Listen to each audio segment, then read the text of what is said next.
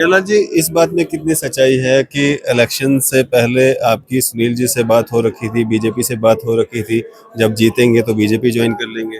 डेंग साहब, जो जिसने जो बोलना है, अगर मैंने बीजेपी ज्वाइन करनी होती, जब 33,000 वोट हिंदू कम्युनिटी का इंद्रवाल कॉन्स्टिट्यूंसी में था 2014 में, मुझे मैंडेट के लिए घर बंदे भेजे गए कि आप हमारे साथ ज्वाइन करो। बीजेपी ने? हाँ हाँ, आप हमारे साथ ज्वाइन करो, हम आपको मैंडेट इंद्रवाल से देंगे।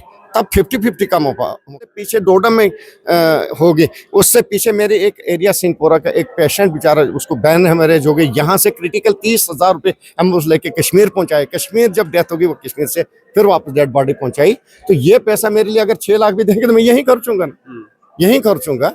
होता क्या है 1.5 लाख रुपया, कुछ नहीं। आप देखिए, आपको अगर हम गाँव के लोग हैं, हमारे लोग, हमारे पास जो गरीब आता है उसको तो चाय तो कुछ नहीं कर सकते, चाय कप तो पिलाना है, 2 रोटी तो खिलानी है।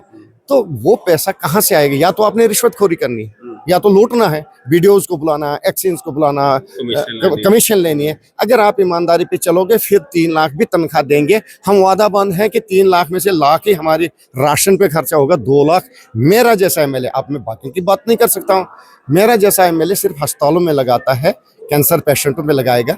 या ज़्यादा से ज़्यादा अब जो मैं लड़ाई लड़ रहा हूँ कि 3 लाख तक ई टेंडरिंग कम से कम सीडीएफ को कैंसिल करो। उसमें क्या है कि आपके पास डेंग साहब एक हथियार एमएलए के पास क्या होता है कि एक गरीब की बेटी की शादी है जो जमीन बेचने पे तुला हुआ, आप उसको एकदम से मदद कर सकते हो।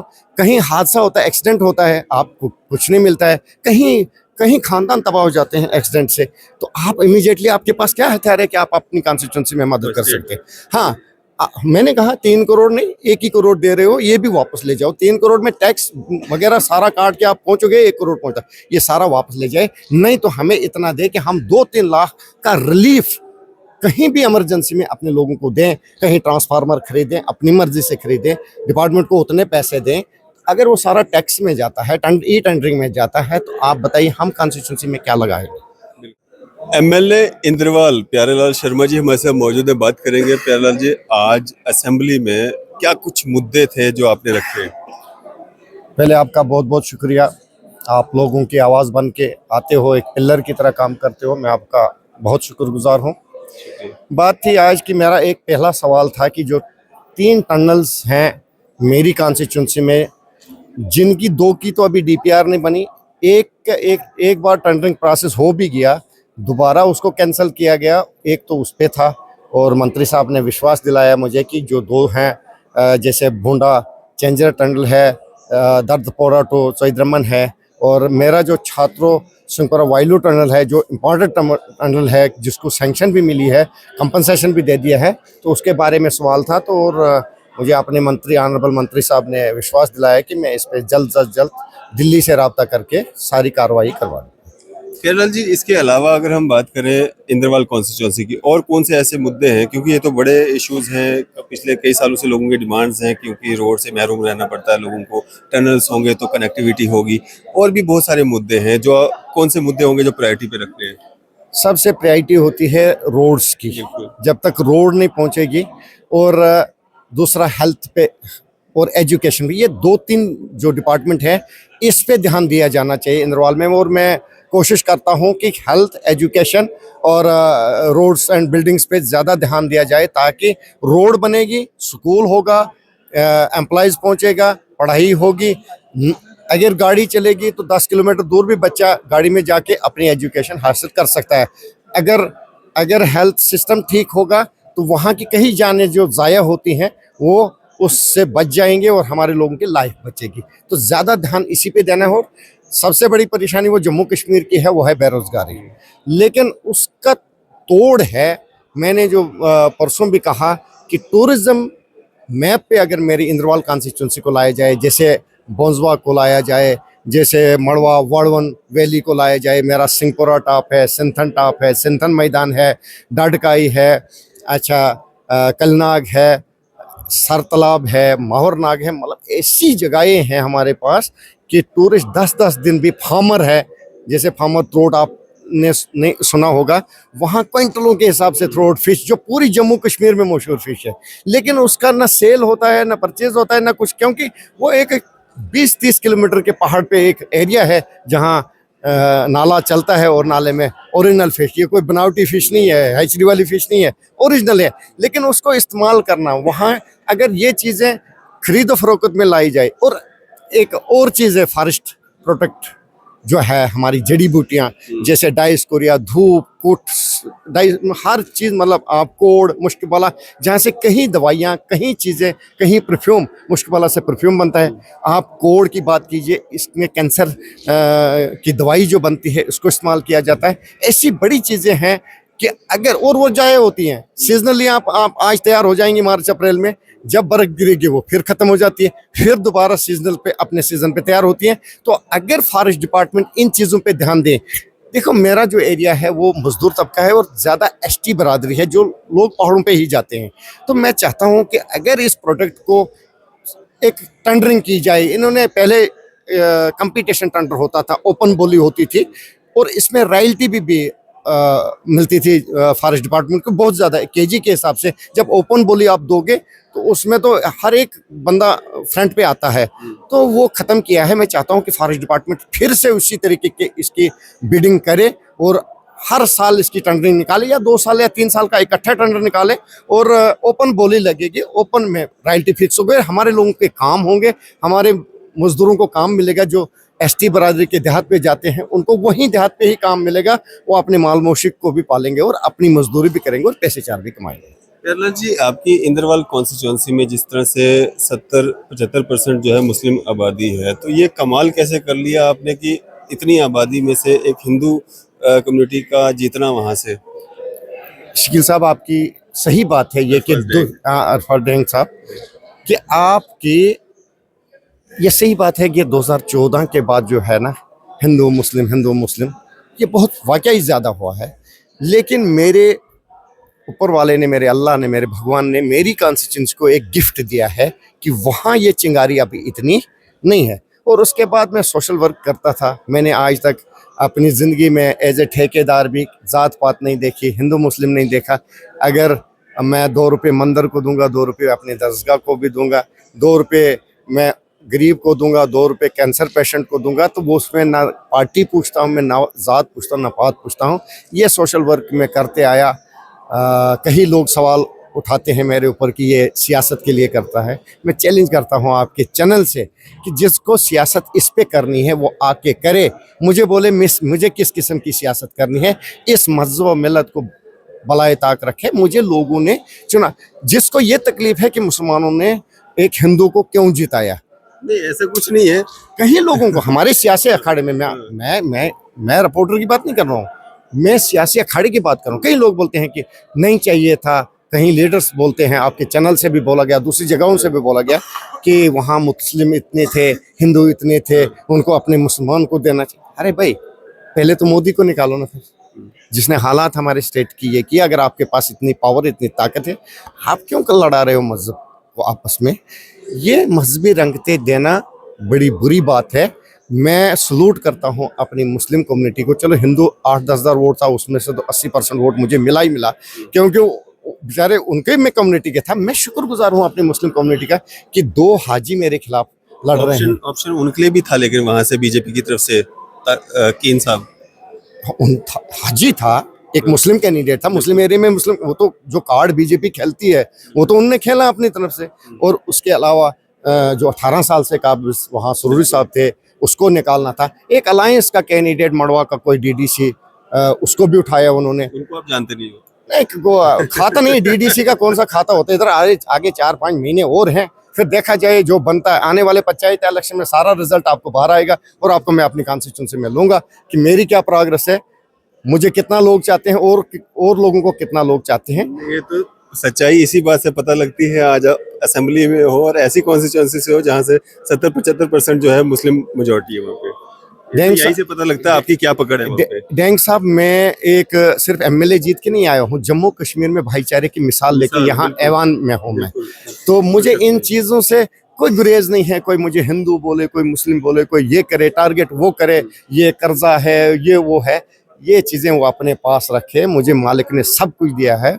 मैं बगैर परेशानी के, मैंने अल्लाह के सामने ये कहा है कि आज के बाद जितनी ज़िंदगी मेरी बची है, मैं अपने गरीब, अपने इंद्रवाल के अवाम की खिदमत करूँ। इंद्रवाल नहीं, आप देखिए, मुझे जहाँ से भी कोई आता है, मैं उसको काम के लिए ना नहीं करता हूँ। अलबत्ता ये है कि मेरे पावर में क्या है, मेरे हित में क्या है, मैं क्या कर सकता हूँ। जिस मंत्री के पास भी बोलते हैं, जिस अफसर के पास भी मुझे बोलते हैं, मैं एक चपरासी की तरह जाके वहाँ जाता हूँ, खड़ा हो जाता हूँ। मुझे ये बोलते हैं, जी चीफ इंजीनियर के पास एमएलए जाता है। अरे उन लोगों को मैं समझाना चाहता हूँ, बहुत पढ़े लिखे हो आप लोग, मैं गुड़ा हुआ हूँ। Chief engineer is chief engineer. एक एमएलए 5 साल का हो सकता है, सरकार कभी भी यहाँ पता नहीं ना होता है कि एक डेली वेजर है हम, हमें वही चीफ इंजीनियर कल डेवलपमेंट कमिश्नर हो सकता है, मेरा डीसी कल कमिश्नर सेक्रेटरी हो सकता है, मेरा कमिश्नर सेक्रेटरी कल चीफ सेक्रेटरी हो सकता है। तो हम लोगों ने फिर भी इन्हीं लोगों से काम लेने हैं। जब तक सियासत में है, जब तक जिंदा है, आप जब इस लाइन में आप घुसते हो, फिर आपने उस कुर्सी की कदर करनी है जिस कुर्सी से आपने काम लेना है। आपका एग्जीक्यूटिव इंजीनियर है, मैं नहीं जाऊँ उसके पास। लोग बोल रहे हैं उसको बुलाओ, क्यों बुलाओ? रिश्वत लेने के लिए? मैं उसके पास जाऊंगा कि मेरे लोगों के काम है, ये लोगों के काम करो। यही एग्जीक्यूटिव इंजीनियर कल चीफ इंजीनियर हो सकता है। लेकिन उनको इस पे सोचना चाहिए, अपना पोर्टफोलियो बलाई ताक पे रखना चाहिए। पोर्टफोलियो मेरा पहले भी था, मैं टैक्स पेयर हूँ और एक बहुत अच्छा बैंकर कस्टमर भी हूँ पूरी चुनाव जोन में। वो किसी को मालूम करना होगा, वो बैंक से पूछ सकता है। वो चीज़ें नहीं होती। यहाँ जब मैं खिदमत करने आया हूँ तो मुझे अपने पोर्टफोलियो को बलाई ताक रख के लोगों के हित में जिस लेवल तक भी जाना पड़ेगा, मैं खिदमत करने के लिए। प्यारेलाल जी, 90 एमएलएज हैं और 90 के 90 को ये लगता है कि सैलरी कम है, खर्चे ज़्यादा हैं। आपको भी ऐसा लगता है? अब तो उमर साहब ने भी कह दिया है कि अब सैलरी जो है उसमें बढ़ोतरी की जाएगी, एमएलएज की सैलरीज में। बैंक साहब मुझे अगर 6 लाख भी देंगे मुझे कम है, मैं उसकी मिसाल बोलूँगा। क्योंकि 90% हिस्सा जो मेरा जाता है इस सैलरी से। पिछले मैं कैलकुलेशन दूंगा, एक दिन आना, मैं डायरी तैयार करता हूँ कितने पेशेंटों के मैंने अस्पताल जाके इसी पैसे से मदद की, कितनी डेड बॉडियां भेजी।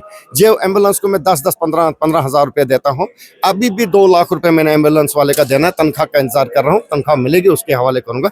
कल ही डेड बॉडियां भेजी, परसों 2 डेड बॉडियां, उससे पीछे डोडा में होगी, उससे पीछे मेरे एक एरिया सिंहपुरा का एक पेशेंट बेचारा, उसको बैन हेमरेज हो गई, यहाँ से क्रिटिकल 30,000 रुपये एम्बुलेंस लेके कश्मीर पहुंचाए। कश्मीर जब डेथ होगी, वो कश्मीर से फिर वापस डेड बॉडी पहुंचाई।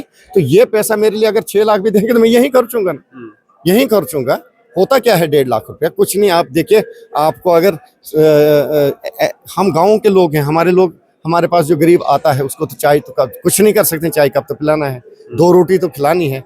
तो वो पैसा कहाँ से आएगा? या तो आपने रिश्वतखोरी करनी है, या तो लूटना है, वीडियोज को बुलाना, एक्सचेंज को बुलाना, कमीशन लेनी है। अगर आप ईमानदारी पे चलोगे फिर 3 लाख भी तनख्वाह देंगे। हम वादा बंद है कि 3 लाख में से लाख ही हमारी राशन पे खर्चा होगा, 2 लाख मेरा जैसा एमएलए, आप मैं बाकी की बात नहीं कर सकता हूँ, मेरा जैसा एमएलए सिर्फ अस्पतालों में लगाता है, कैंसर पेशेंटों में लगाएगा।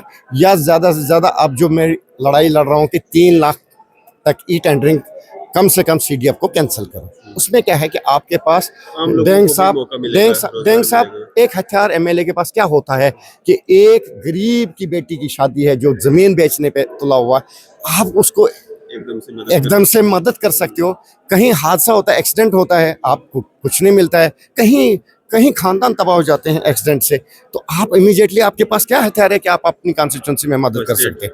हाँ, मैंने कहा 3 करोड़ नहीं, 1 ही करोड़ दे रहे हो, ये भी वापस ले जाओ। 3 करोड़ में टैक्स वगैरह सारा काट के आप पहुंचोगे 1 करोड़ पहुंचता, ये सारा वापस ले जाए। नहीं तो हमें इतना दे कि हम 2-3 लाख का रिलीफ कहीं भी इमरजेंसी में अपने लोगों को दें, कहीं ट्रांसफार्मर खरीदें, अपनी मर्जी से खरीदें, डिपार्टमेंट को उतने पैसे दें। अगर वो सारा टैक्स में जाता है, ई टेंडरिंग में जाता है, तो आप बताइए हम कॉन्स्टिट्यूंसी में क्या लगाएंगे? बिल्कुल। प्यारेलाल जी, इस बात में कितनी सच्चाई है कि इलेक्शन से पहले आपकी सुनील जी से बात हो रखी थी, बीजेपी से बात हो रखी थी, जब जीतेंगे तो बीजेपी ज्वाइन कर लेंगे?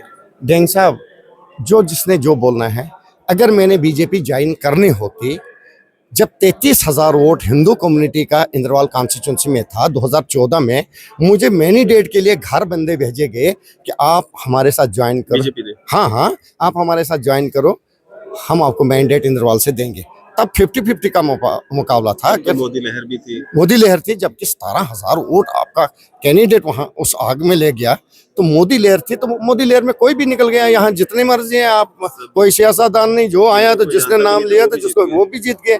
तो मैंने तब ठुकराया बीजेपी को। ना उनकी सोच के साथ मेरी कभी सोच मिलेगी, ना उनकी सियासत और मेरी सियासत में कोई। मैं एक कांग्रेसी था, सेक्युलर पार्टी में था, मुझे कांग्रेस से निकालने में ही कांग्रेस के ही एक वहाँ के ओहदेदार जो वहाँ का काबिज था उसका निकालने का हाथ है। क्योंकि आप अगर लोगों को वादे करते हो इसमें इलेक्शन में हम आपके ये करेंगे, अगर 100% नहीं कर सकते हो आप 70% तो करना है ना, सच्चाई तो बोलनी है। एनसी ने भी वफा नहीं की ना आपके साथ।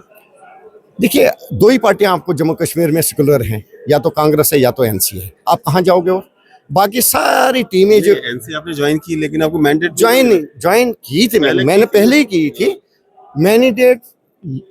देखिए, ये सीट जो थी इंद्रवाल की, ये हकीकत है कि कांग्रेस भले ही एनसी भी लड़ी, बीजेपी भी लड़ी, ये 18 साल 3 प्लान तो यहाँ कांग्रेस ने ही कांग्रेस ही रहे। तो अब कांग्रेस का इसमें भी एक उसी बंदे का हाथ था कि अगर मुझे नहीं तो इसको भी नहीं मिलना चाहिए। अगर पूरी चुनाव वैली में फ्रेंडली लड़ाया गया, भद्रवाह, बहनाल वगैरह हर जगह, तो मेरे इंद्रवाल में मैं तो वही मांग रहा था कि फ्रेंडली लड़ेंगे, ताकत देखेंगे एक चुनाव निशान पे। एनसी ने वफा नहीं ना की आपके साथ।